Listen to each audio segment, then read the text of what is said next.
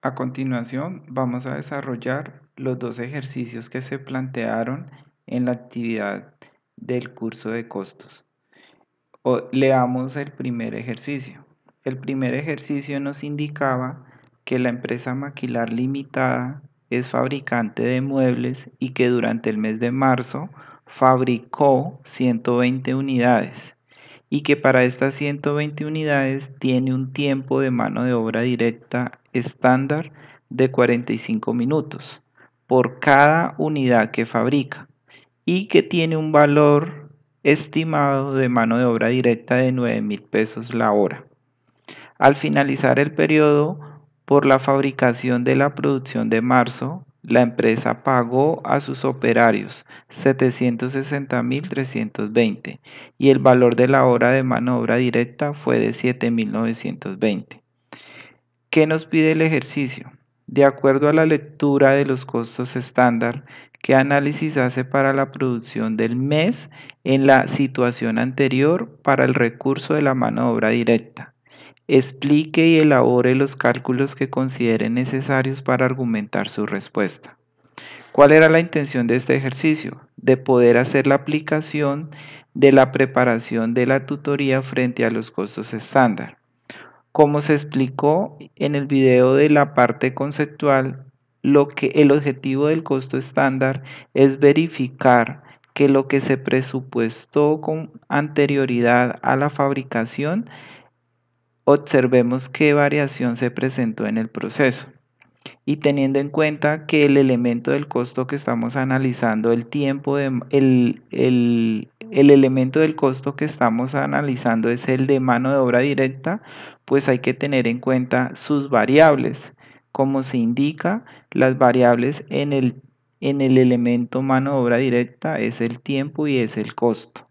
Entonces, ¿cómo deberíamos haber desarrollado el ejercicio? El ejercicio nos indica que las unidades producidas durante el periodo, porque nos piden analizar qué pasó durante la producción del mes, es decir, cuando se fabricaron 120 unidades, qué afectación tuvo la mano de obra. Como se planteaba en la explicación, siempre cuando hablamos de costo estándar es hacer un comparativo entre el costo estándar con el costo real. Por tanto, entonces primero determinemos o calculemos el costo estándar. ¿Cuáles son los datos del costo estándar que nos suministra el ejercicio? Nos dice que el tiempo por unidad estándar es de 45 minutos. Es decir, que para fabricar una unidad se invierte en 45 minutos. Si estoy fabricando 120 unidades, pues el tiempo total que deberíamos gastar para esas 120 unidades serían 5.400 minutos. Entonces, aquí lo que hemos hecho es calcular el tiempo total estándar para hacer las 120 unidades. ¿Qué otra información nos dice? Nos dice que el valor de la mano de obra la tiene estimado en 9.000 pesos la hora. Eso sería el costo estándar de la mano de obra directa. ¿Qué nos están dando? 9.000 pesos por hora. Entonces, hay que tener en cuenta que si acá tenemos la información de minutos, pues debemos trabajar con la misma unidad de medida, minutos. Es decir, que los 9.000 pesos que vale la hora dividido en 60 minutos, cada minuto vale 150 pesos o se tiene estimado 150 pesos el minuto. Por el total de los minutos, esto quiere decir que para fabricar las 120 unidades, el costo estándar de la mano de obra directa son 810.000 pesos. Esto ya es costo, dinero, ¿cierto? Porque acabo de multiplicar el total de minutos por el valor de cada minuto. Es decir, que el costo para producir esas 120 unidades son 810.000 para el costo estándar y el tiempo estándar es de 5.400. Sería tiempo estándar.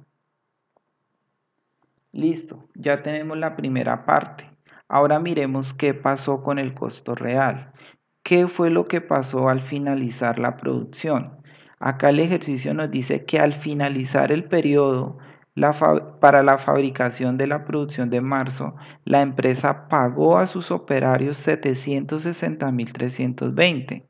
Cuando me dicen que pagó en el periodo, acá me están diciendo que eso fue lo que costó las 120 unidades, ¿sí? Entonces, ¿eso cómo se llamaría? Entonces, ahí nos estarían dando el costo real de la mano de obra directa. ¿Cuál fue el costo real? Según lo que se pagó, fueron 760.320.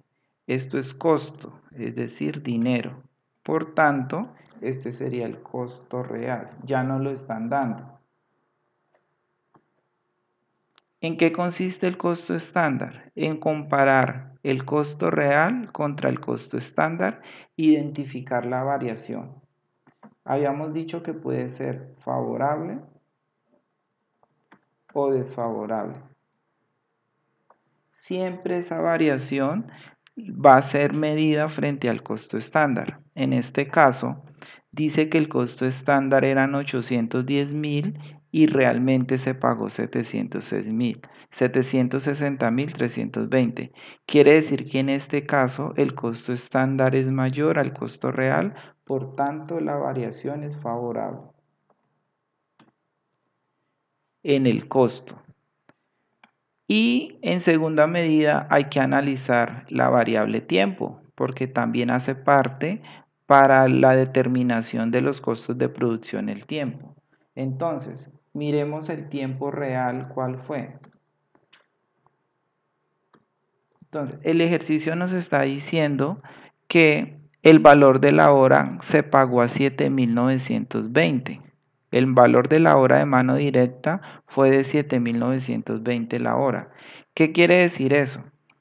Que si yo pagué 760.000 pesos, 760.320, y yo divido esos 760.320, lo divido en el valor de la hora, aquí voy a decir que para fabricar las 120 unidades nos gastamos 96 horas. Esto convertido en minutos quiere decir que este fue el tiempo real que se invirtió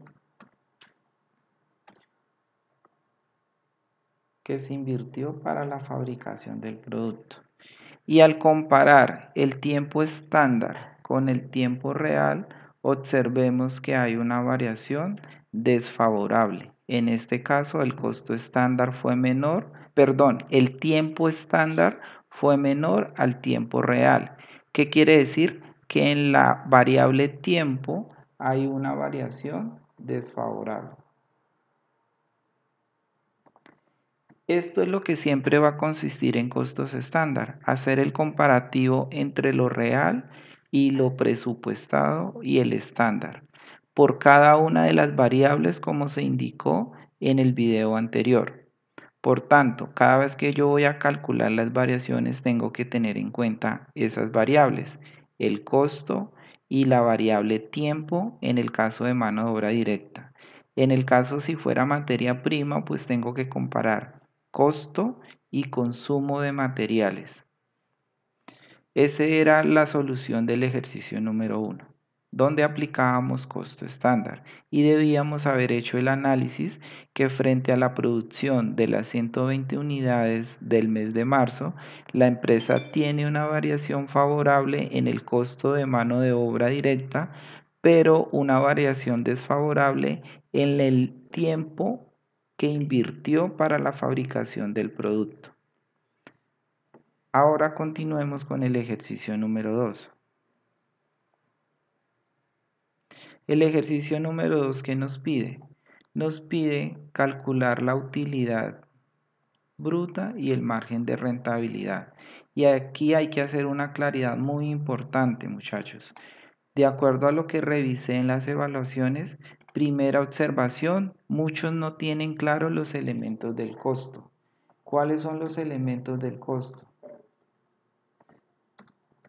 Esos elementos del costo habíamos dicho que era materia prima directa, mano de obra directa y costos indirectos de fabricación. Esos son los tres elementos y que la sumatoria de estos tres elementos nos da el costo de producción, ¿cierto? En este caso el ejercicio nos dice que para la fabricación de 400 unidades de un artículo, la empresa tiene un costo de materia prima de 3.100 por unidad, de 1.800 de mano de obra directa y de 2.900 de costos de conversión.